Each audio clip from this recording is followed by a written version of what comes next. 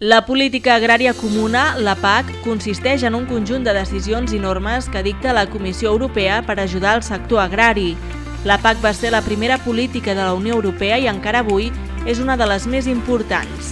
La política agrària comuna fomenta la producció d'aliments segurs i de qualitat de forma mediambientalment sostenible i contribueix a desenvolupar econòmicament les zones rurals d'arreu d'Europa.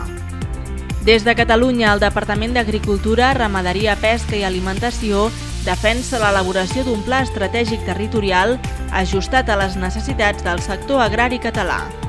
Tal com està plantejada, la nova proposta de la PAC es redueixen els fons per a agricultura i es limita la capacitat de decisió dels territoris.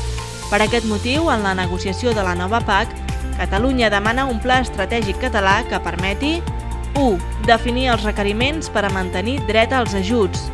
2. Mantenir el model català d'incorporació de joves.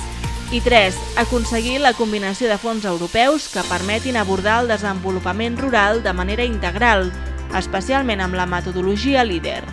La PAC garanteix la producció d'aliments suficients, segurs i de qualitat per als consumidors, contribueix al desenvolupament econòmic de les zones rurals i al compliment d'unes normes per la protecció del medi ambient, la salut pública, la sanitat i el benestar animal.